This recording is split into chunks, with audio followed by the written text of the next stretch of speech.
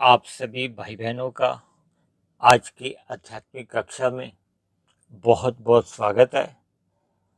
आज की चर्चा का विषय है मनुष्य की सतोगुणी स्थितियां, जिसके नीचे हमने तीन अलग अलग शब्द से वर्गीकरण किया है। पहले में हमने लिखा है कर्म सागर, दूसरे में हमने लिखा है ज्ञान सागर और तीसरे में हमने लिखा है भक्ति सागर। देखिए, अभी तक के ये जितने शब्द हैं ये अपने आप में एक सामान्य अर्थ बताते हैं, लेकिन इन शब्दों के साथ ही जो मैंने एक तीर बनाया है ना, उनका एक विशेष अर्थ है। वास्तव में हमारी जो चर्चा का मुख्य केंद्र रहेगा वो ये तीर के कारण ही रहे, क्योंकि देखिए कर्म सागर में हमने एक ही तीर दिखाया, जबकि ज्ञान सागर में हमने तीन तीर दिखाए और भक्ति सागर में हमने 5 तीर दिखाए हैं। देखिए, ये संख्या बढ़ती जा रही है। इन तीरों की संख्या बढ़ाने के पीछे मेरा उद्देश्य है कि कर्म से ज्ञान अधिक गहरा है और ज्ञान से भक्ति। अब हम आते हैं इन तीरों की भी दिशा है। देखिए, कर्म सागर में जो तीर की दिशा है वो बाएं से दाएं की तरफ जा रही है। दूसरे आसान शब्दों में आप यूं भी समझ सकते हो कि कर्म सागर में हमने गहराई की तरफ इस तीर को नहीं दिखाया, क्योंकि कर्म सागर में हम कर्म करते हैं। आरंभ में मनुष्य को पाप कर्म से हटाने के लिए पुण्य कर्म करने की सलाह दी जाती है, क्योंकि पुण्य कर्मों के पीछे भी हमारा उद्देश्य विषय भोग ही होता है। इसलिए फिर मनुष्य को निष्काम कर्म करने की एक सलाह दी जाती है, ताकि उसका परमात्मा से प्रीति हो, इन विषय भोगों के प्रति वैराग्य हो, क्योंकि विषय भोगों से वैराग्य होने की स्थिति में ही परमात्मा से प्रीति हो पाती है और प्रीति में भावनाएं होती हैं, हमारी गहराइयां होती हैं। आप सभी भाई बहन इस बात से भी अच्छी तरह परिचित हैं कि भगवान श्री कृष्ण ने भी गीता में 3 प्रकार के योग बताए हैं, कर्म योग, ज्ञान योग और भक्ति योग। यानी कि कर्म, ज्ञान और भक्ति, ये 3 अलग अलग योग हैं। इसी तरह आज हमने योग शब्द नहीं लिखा, हमने कर्म सागर लिखा है, ज्ञान सागर लिखा है और भक्ति सागर लिखा है। यानी तीनों के साथ ही हमने एक सागर शब्द का इस्तेमाल किया। देखिए, सागर शब्द सदा ही गहराइयों को बताता है। जैसे एक आकाश शब्द है, आकाश का मतलब ऊंचाइयों से लिया जाता है। वैसे तो एक खाली जगह को आकाश कहा जाता है, लेकिन हमारा अभिप्राय ऊंचाइयों से ही है। देखिए, हमारा मतलब है कि जैसे कीट पतंगे उड़ते हैं, मक्खी मच्छर तितली उड़ते हैं, इनकी ऊंचाई थोड़ी कम होती है। इसी तरह चिड़िया, तोता, कबूतर, कौवा हमने उड़ते देखे, इनकी ऊंचाई और अधिक ऊंची होती है। इसी तरह आपने अपने जीवन में देखा होगा कि गिद्ध बहुत ही अधिक ऊंचे उड़ रहे होते हैं। इतने ऊंचे होते हैं कि जिनकी हम एक साधारण तौर पे कल्पना भी नहीं कर सकते, बहुत ही ऊंचे। एक मक्खी मच्छर तो बहुत ऊंचाई तक नहीं जाते, यानी इनको आप एक सामान्य तीर के साथ जोड़ सकते हो। इसी तरह जो चिड़िया, कबूतर, कौवा, तोता है, ये पक्षी उससे अधिक ऊंची तक उड़ जाते हैं। इसको आप ज्ञान सागर से जोड़ सकते हो। इसी तरह ये गिद्ध, ये बहुत ही ऊंचे, आप कभी कभी आसमान पे नजर दौड़ाओ तो कई प्रकार के पक्षी जो छोटे छोटे दिखते हैं वो गिद्ध रूप में ही होते हैं। देखिए, जहां तक मेरी जानकारी है, ये जो बहुत ऊंचाई तक, अक्सर जब बारिश होने से पहले आंधी का कुछ मौसम होता है या कुछ ऐसे ही प्रकृति के वातावरण में वर्षा से पूर्व की जो स्थिति होती है, तो आप कभी कभी आकाश में अपनी नजर दौड़ाना, तो आपको कई पक्षियों की ऊंचाई जो कि गिद्ध रूप में होती है, बहुत ही ऊंची आपको दिखाई देगी। यानी कि इतनी ऊंची ऊंचाई की आप कल्पना भी नहीं कर सकते, यानी इतनी अधिक ऊंचाई उनकी होती है। इसी तरह ये तो बात होगी ऊंचाइयों की। ऊंचाइयों की और गहराइयों की, ये एक ही दिशा में आपको हमें कुछ शिक्षा देते हैं, संदेश देते हैं। देखिए, हमने अपने मनुष्य जीवन में परमात्मा से जुड़ते हैं। परमात्मा से जुड़ने के लिए कोई सी भी बात से हमें एक प्रेरणा मिलनी चाहिए, ताकि हम मनुष्य जीवन में जितना अधिक परमात्मा से जुड़ते जाएंगे, यही आपकी हमारी एक कमाई है, आध्यात्मिक उन्नति है। देखिए, मनुष्य जीवन पाकर हमें आध्यात्मिक उन्नति करनी है, क्योंकि ये साधना जोनी है। देखिए, 84 लाख प्रकार की जोनियां शास्त्रों में बताई गई हैं। 84 लाख प्रकार की जोनियों में केवल मनुष्य जोनी को ही कर्म जोनी कहा गया, साधना जोनी कहा गया, जबकि शेष सभी जोनियां भोग जोनी है। जबकि मनुष्य जोनी भी भोग जोनी है, लेकिन वर्तमान काल में कलयुग चल रहा है। कलयुग में एक साधारण मनुष्य का अधिकांश जीवन इन विषय भोगों में ही घूमता रहता है, जबकि मनुष्य जोनी तो हमें आपको एक साधना के लिए मिली है। या दूसरी बात, हम अपने कर्मों में सुधार कर सकते हैं, क्योंकि कर्म तो आपके हमारे जितने भी होते हैं, हर क्षण वो लिखे जाते हैं।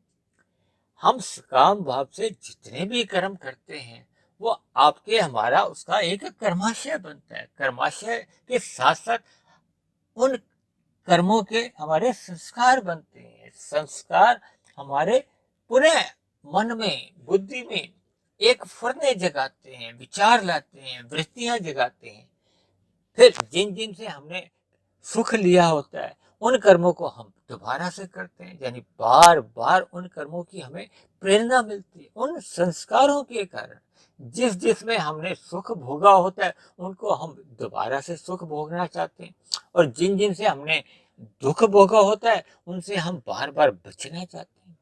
यानी संस्कारों के कारण ही हमारे सूक्ष्म शरीर में, देखिए, संस्कार रहते हैं। हम पहले भी बहुत बार इन बातों पे चर्चा कर चुके हैं। कर्माशय और संस्कार, ये दोनों की स्थितियां हमारे आपके कार्य शरीर में रहती है। जबकि ये जो फुरने जब विचार उठते हैं, आपने भी महसूस किया होगा, इस समय आप जो वीडियो सुन रहे हो, आपके मन में भी कई प्रकार के विचार आ रहे होंगे। देखिए, सुनने का काम तो आपका कान कर रहे हैं। इस कान की स्थिति स्थूल शरीर के साथ आंकी जाती है। इसी तरह जो आपका मन बुद्धि है, यदि आप ध्यान से सुन रही हो, मन लगा के सुन रही हो, यदि आपका मन उसके साथ 10% ही शामिल है, तो आपको ज्ञान भी 10% ही समझ आएगा, और 10% वाले ज्ञान पे पुनः चिंतन अक्सर हो नहीं पाता। तो इसलिए उसका संस्कार नहीं बनता, और संस्कार बनते हैं कारण शरीर में। यानी जब जब हमारा, जैसे अब ये सुनने का ही काम है, यदि हम मन लगा के इस वीडियो को सुन रहे हैं, या किसी भी शास्त्रों को पढ़ते समय भी स्थिति हो सकती है। यदि आप अध्ययन कर रहे हैं, पढ़ रहे हैं, तो आंखों से पढ़ते हैं, तो उस समय भी फिर मन अगर आपका 100% उस आंखों के साथ जुड़ा हुआ है, तो आपके फिर कारण शरीर में उसके संस्कार बनने लगते हैं। और जिस चीज के संस्कार बनते हैं, फिर उन्हीं उन्हीं संस्कारों से पुनः दोबारा फुर्ते जागते हैं, इच्छा जागती है, विचार आते हैं, वृत्तियां जागती हैं। फिर दोबारा से हम स्थूल शरीर द्वारा उन कर्मों को दोबारा करते हैं, चाहे वो सुनने का हो, चाहे पढ़ने का हो।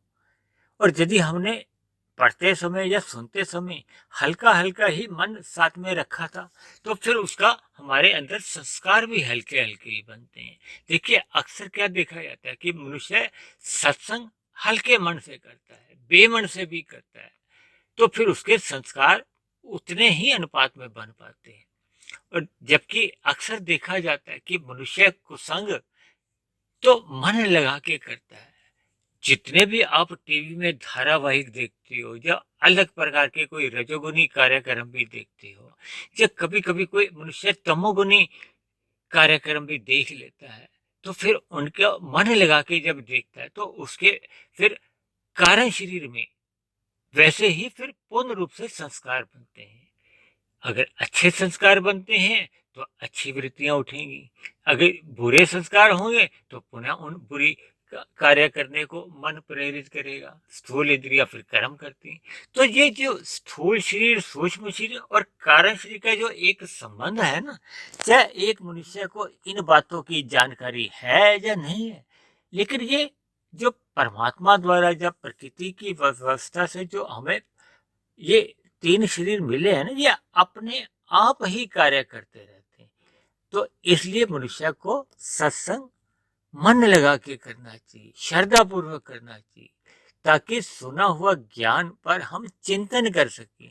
फिर चिंतन जितना जितना हम करते जाते हैं, फिर उसके संस्कार मजबूत स्थिति में आते हैं।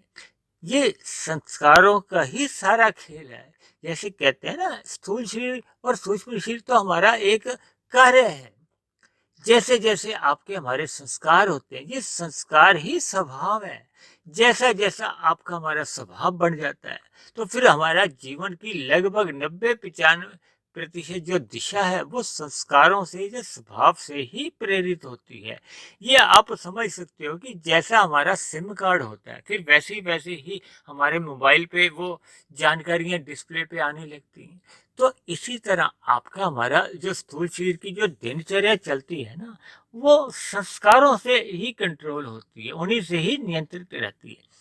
इसीलिए मैं बार बार सभी आप भाई बहनों से विनती करता रहता हूँ कि सत्संग सदा ही श्रद्धा पूर्वक करना चाहिए, ताकि हमारे मन में एक शुभ संस्कार बने।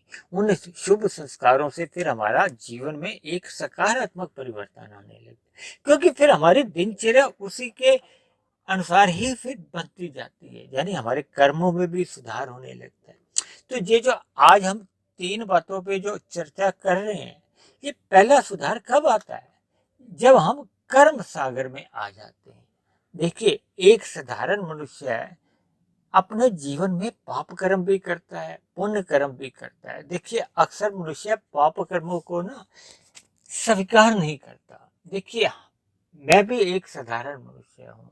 एक साधारण मनुष्य से अक्सर ना चाहते हुए भी कभी कभी पाप कर्म हो जाते, लेकिन मनुष्य जितना जितना परमात्मा से जुड़ता जाता है, फिर ये इन पाप कर्मों में कमी आती जाती है। क्योंकि सर्वप्रथम मनुष्य को ज्ञान हो जाता है कि मनुष्य द्वारा जितने भी पाप कर्म होते हैं, उनका एक फल आना निश्चित है। देखिए, पुण्य कर्मों का सुख रूपी फल का तो हम त्याग कर सकते हैं, लेकिन पाप रूपी फलों का, दुख रूपी फलों का हम त्याग नहीं कर सकते। इसलिए मनुष्य को अपने जीवन में सर्वप्रथम सुधार क्या करना है? अपने कर्मों में सुधार करना है, यानी कि पाप कर्मों से बचना है। शास्त्रों में कहा गया ना, तमोगुण से 10 गुना अच्छा रजोगुण है, रजोगुण से भी 10 गुना अच्छा सतोगुण है।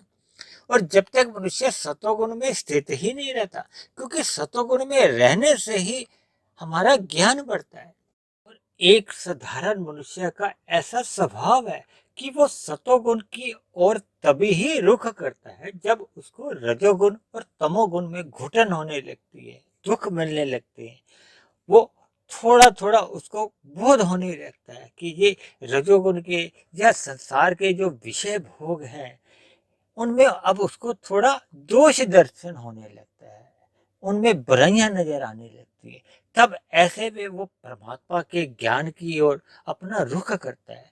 देखिए, आप भाई बहन जो कोई भी इस वीडियो को सुन रहा है, उन सबको जब तक ज्ञान लेने की जिज्ञासा मन के भीतर नहीं उठती, तो ऐसे मनुष्य फिर इन वीडियो को कहो या सतोगुनी साहित्य जितने भी हैं, उनको नहीं सुनते या उनको नहीं पढ़ते। यानी कि हमारे मन के भीतर जब तक परमात्मा को जानने की जिज्ञासा नहीं होती, यानी जब तक मनुष्य अपने आप को ज्ञान में स्थिति में नहीं रखता, यानी कि मनुष्य को जब तक सतोगुणी स्थिति में अपने आप को स्थित नहीं कर लेता। देखिए, रजोगुण में ज्ञान धुंधला ही रहेगा, भ्रम की स्थिति ही रहेगी, और तमोगुण में तो अज्ञानता बनी रहती। इसीलिए तो तमोगुण को अंधकार से कहा गया, अज्ञानता से जुड़ा गया। और रजोगुण में क्योंकि एक धुंधला ज्ञान होता है, धुंधला ज्ञान में हम परिणाम पे एक विचार मंथन कर ही नहीं सकते। जैसे धुंध में हम गाड़ी चलाते हैं तो हमें अधिक दूरी के वाहन नजर नहीं आते ना, थोड़ी दूरी तक का ही हमें नजर आता है। इसी तरह रजोगुण में रहने वालों की बुद्धि धुंधली होती है, उनको अपने ही अपने सुख नजर आते हैं, अपने कर्तव्य कर्मों का उनको बोध नहीं रहता। परमात्मा के प्रति, शास्त्रों के प्रति या अन्य मनुष्यों के प्रति या इस भौतिक प्रकृति के प्रति उसके क्या दायित्व है, क्या जिम्मेदारी है।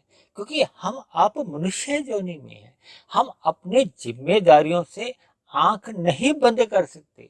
जब जब मनुष्य इन जिम्मेदारियों से अपना मन चुराता है या अपनी जिम्मेदारियों से अपने आप को बचाता है, तो उसका मनुष्य जीवन का जो एक अवसर है वो उसके हाथ से कमजोर होने लगता है। क्योंकि आप और हमारे स्थूल शरीर की एक निश्चित आयु है, 50 वर्ष है चाहे 100 वर्ष है, कितनी भी है वो निश्चित है।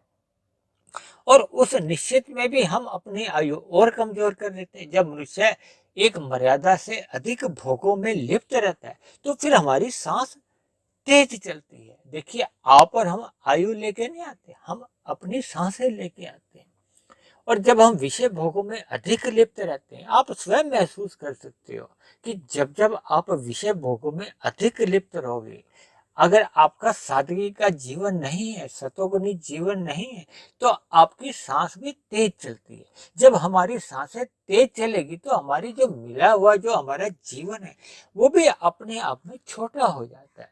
देखिए, फिर वो निमित्त मात्र कोई भी कारण बनता है तो वो मृत्यु हो जाती है। यानी सर्वप्रथम मनुष्य को ज्ञान में स्थिति में रहना चाहिए। ज्ञान मिलता है सत्वगुण की स्थिति में, तो सत्वगुण में जैसे ही वो स्थित हो जाता है, फिर ऐसे में सर्वप्रथम वो अपना तमोगुण का जो मल रूपी संग है उससे बचता है, यानी पाप कर्मों से अपने आप को बचाने लगता है। जैसे सागर में नाव चलती है ना, तो वो नाव कैसे चलती है, एक दिशा से दूसरी दिशा के ऊपर, यानी कि जल के ऊपर ऊपर ही चलती है, ऊपर की सतह पे ही चलती है। इसलिए जो जो हमने कर्म सागर में अपनी जो एक तीर दिखाया वो एक समतल दिखाया है। जैसे स्थूल सड़क पे हम अपने वाहन चलाते हैं, इसी तरह सागर में हमारी आपकी जो किश्ती चलती है। यानी इस प्रथम स्थिति में मनुष्य तब तक बना रहता है जब तक वो पाप कर्मों से बचा रहता है और पुण्य कर्म करता रहता है, चाहे वो रजोगुण में रह के करता है चाहे वो सतोगुण में रह के करता है, लेकिन वो सकाम भाव से कर्म करता रहता है, तो उसकी किश्ती एक सामान्य गति से आगे आगे चलती रहती है। इसलिए मैंने यहाँ पे एक तीर का निशान एक सामान्य समतल सा दिखाया है। लेकिन जैसे ही मनुष्य के जीवन में इन विषय भोगों से वैराग्य जागने लगता है, चाहे वो आरंभ में 5% जगता है, फिर 10%, 20%, ये बढ़ता जाता है। यानी कि वैराग्य जगने का मतलब ये है कि अब उसके कर्मों में निष्कामता आने लगती है। देखिए, आरंभ में वो पाप कर्मों से बचता है, पुण्य कर्म करता है, फिर वो पुण्य कर्मों को भी सकाम भाव से करने की बजाय अब वो निष्काम भाव से कर्म करने लगता है। निष्काम भाव से जैसे ही कर्म करने वो आरंभ करता है, अब मनुष्य की स्थिति ज्ञान सागर में चली जाती है। यानी कि अब वो दूसरी सीढ़ी पे पहुंच जाता है। देखिए, पहली सीढ़ी में हमने कर्म सागर में एक ही तीर दिखाया है, अब वो निष्काम कर्मों का जो उसका अनुपात है वो बढ़ता जा रहा है, बढ़ता जा रहा है, तो फिर उसका प्रवेश ज्ञान सागर में हो जाता है। फिर ज्ञान सागर में वो शास्त्रों का अध्ययन करता है, सत्संग उसका और गहरा होता है, यानी अब उसका परमात्मा में अधिक मन लगता है। देखिए, आरंभ में मनुष्य बेमन से सत्संग करता है, फिर धीरे धीरे उसका मन लगने लगता है। आरंभ में श्रद्धा कम होती है, फिर श्रद्धा बढ़ने लगती है, जैसे जैसे उसका ज्ञान बढ़ने लगता है। यानी कि अब उसका ज्ञान सागर में गहराइयां अधिक गहरी होती जाती हैं। इसीलिए हमने ये ज्ञान सागर में ये 3 तीर गहराई की तरफ दिखाए हैं। क्योंकि अब मनुष्य का सुनना ऊपर ऊपर से नहीं होता। देखिए, अक्सर कई बार मनुष्य ये जो वीडियो ऑन कर लेता है, थोड़ी सी ऊपर से सुनी, थोड़ी सी फॉरवर्ड कर दी, फिर थोड़ी सी सुनी, फिर आगे कर दी, फिर खत्म भी कर दी। इसी तरह सत्संग करने वालों में सबकी अलग अलग स्थितियां होती है। देखिए, जब जब मनुष्य सत्संग करता है तो वो सतोगुण की स्थिति में आ जाता है, लेकिन सबका सुनना तो अलग अलग गहराइयों पे होता है। कुछ 10% श्रद्धा के भाव से सुनते हैं, कोई 20% श्रद्धा के भाव से सुनते हैं, कोई 70% श्रद्धा के भाव से सुनते हैं, कि कईयों की 100% श्रद्धा होती है, बहुत ही ध्यान से सुनते हैं, एक एक शब्द पे गौर करते हैं, किस शब्द को कितनी जोर से कहा गया है। देखिए, हम जब भी शब्दों का भी इस्तेमाल करते हैं, शब्दों का भी अर्थ होता है, उन शब्दों को हम कितना जोर से बोलते हैं या कमजोरी से बोलते हैं या किस लय में बोलते हैं, उनके भी एक अलग अलग अर्थ होते हैं। ये उन भाई बहनों को ही समझ में आते हैं जो एक बहुत ही गहरे तल पे सुनते हैं। यानी कि ज्ञान सागर का मतलब ही ये है कि जब जब हम शास्त्रों का अध्ययन करते हैं या कोई वीडियो से सुनते हैं, जब किसी भी वक्ता के द्वारा हम इन सत्संग की बातों को सुनते हैं, तो जैसे जैसे मनुष्य का सुनना बहुत गहरा होता जाता है, ज्ञान सुनना या पढ़ना हमारा जितना गहरे तल पे होता जाता है, तो फिर हमें परमात्मा का जो एक ज्ञान विज्ञान है वो हमें पूर्ण रूप से समझ में आ जाता है। देखिए, ये जो प्रकृति के जो 3 गुण हैं, तमोगुण, रजोगुण और सतोगुण, इन 3 गुणों को ही एक तत्व कहा जाता है। इस एक तत्व से ही 23 तत्वों का विस्तार होता है, इसी में ही ये युग परिवर्तन होते रहते हैं, लाखों वर्ष का चलता रहता है। देखिए, ये साधारण बातें एक मनुष्य को समझ में नहीं आती। मुझे भी आरंभ में 15-20 वर्ष पहले ये बातें इतनी गहराई से समझ नहीं आती। फिर जैसे जैसे इन शास्त्रों का हम बार बार सुनते हैं, इन पर चिंतन करते हैं, तो फिर ज्ञान की सभी कड़ियां आपस में जुड़ने लगती है। और जैसे जैसे ज्ञान की कड़ियां पूर्ण रूप से जुड़ के हम ज्ञान हमारे कार्य शरीर में एक संस्कार रूप में स्थित हो जाता है, तो फिर मनुष्य की दिनचर्या भी बदल जाती है, उसके जीवन का एक दिशा ही बदल जाती है। यानी कि दिशा बदलना क्या है, फिर ऐसे में परमात्मा की एक प्रीति होना एक सहज भाव हो जाता है। ये प्रीति होना ही एक भक्ति है, परमात्मा से प्रेम होना, भक्ति होना, परमात्मा की शरणागत में हो जाना, यही एक भक्ति सागर है। यानी कि अब मनुष्य को जब ज्ञान पूर्ण रूप से समझ आ जाता है, यानी कि 90% नहीं, 95% नहीं, 99% नहीं, 100% वो ज्ञान में स्थिति में ही रहता है, तो फिर वो उसका फिर अगला जो लक्ष्य रहता है वो केवल भक्ति सागर का ही बना रहता है। यानी कि वो केवल परमात्मा से प्रीति में ही उसका जीवन बीतता है। यही एक भक्ति होती है। और फिर भक्ति की भी देखिए अलग अलग गहराइयां होती हैं, इसीलिए हमने भक्ति सागर में भी 5 अलग अलग तीर से अलग अलग गहराइयां दिखाई। इन गहराइयों को लाखों, करोड़ों, अरबों तीरों द्वारा भी दिखाया जा सकता है। यानी कि ये भक्ति के अलग अलग स्तर हैं।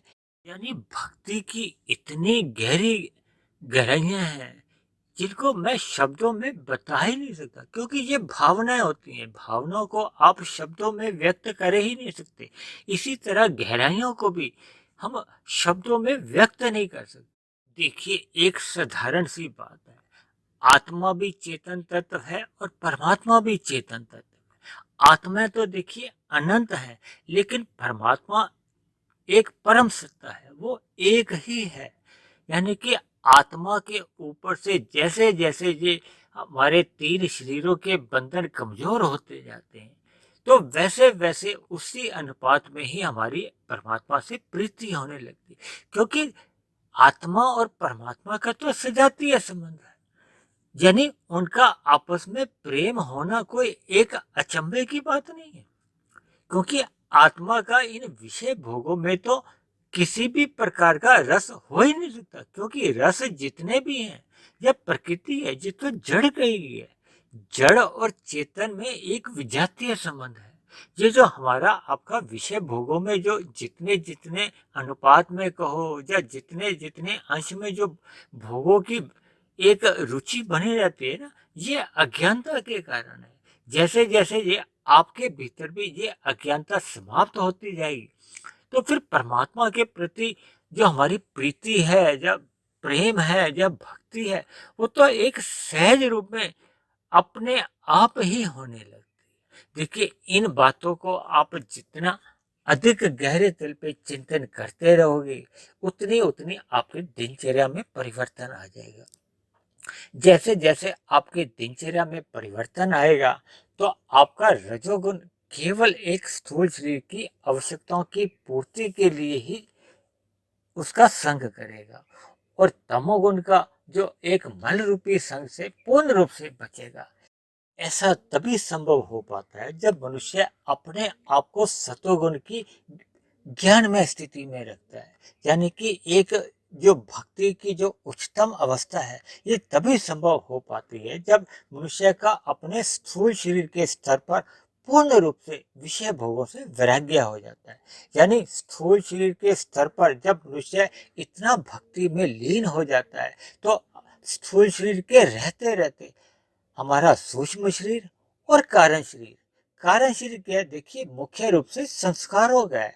हम जितने जो बुरे संस्कार हैं, जो भोगों के कारण ही बनते हैं, जब हम मनुष्य जीवन में भक्ति करते करते उन संस्कारों को हम दग्ध बीज कर देते हैं, तो आपका हमारा कारण शरीर समाप्त हो जाता है। जब कारण ही समाप्त हो जाता है, तो फिर कार्य का तो होने का प्रश्न ही नहीं होता। देखिए, कार्य तब तक ही मौजूद रहता है जब तक वो कारण बना रहता है।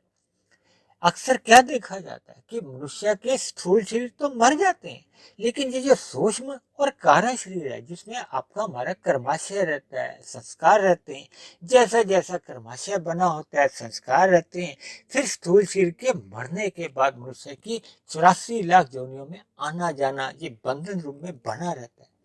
इसलिए आप सभी भाई बहनों से मेरी विनती है कि जीवन में अपने सतोगुणी स्थितियां रखिए, जहां तक संभव हो सके। देखिए, आरंभ से ही ये भक्ति की स्थिति नहीं बन पाती। आरंभ में हमें देखिए पाप कर्मों से बचना होता है, रजोगुण में पुण्य कर्म करने होते हैं, फिर रजोगुण से फिर हमें सतोगुण में रहते हुए पुण्य कर्म करने होते हैं, फिर सतोगुण से भी पुण्य कर्म करते करते इनको निष्काम कर्मों की एक दिशा देनी होती है। फिर ज्ञान सागर में हमें डूबना होता है, ताकि परमात्मा का ज्ञान विज्ञान फिर हमें पूर्ण रूप से समझ में आ जाता है।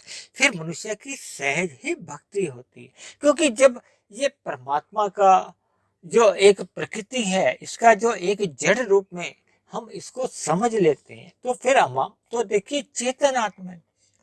एक साधारण सी बात है, जब आपको ये बोध हो जाता है कि ये 1 का सिक्का है, ये 10 का नोट है, ये 100 का नोट है, ये 2000 का नोट है, तो फिर आप केवल 2000 का नोट ही उठाओगे ना।